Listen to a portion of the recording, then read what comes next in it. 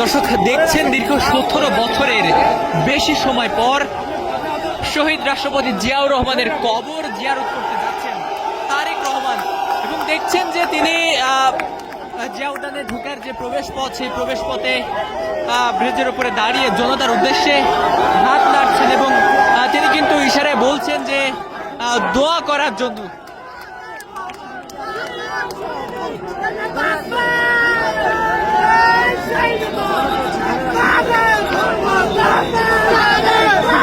দীর্ঘ 17 বছরে নির্বাসিত জীবন পার করার পর তিনি কিন্তু গতকাল বাংলাদেশে এসেছেন এবং বাংলাদেশে এসেই তিনি প্রথমে গণসংবর্ধনা অনুষ্ঠানে গিয়েছিলেন 300 ফিট, এবং সেখান থেকে রাজধানীর এভার কেয়ার হাসপাতালে গিয়েছিলেন তার মা বিএনপি চেয়ারপারসন বেগম খালেদা জিয়ার সাথে দেখা করার জন্য।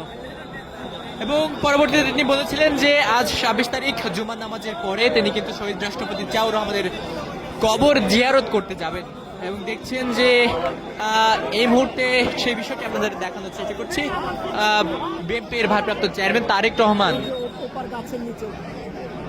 শহীদ রাষ্ট্রপতি জিয়াউর রহমানের কবর জিয়ারত করতে যাচ্ছেন।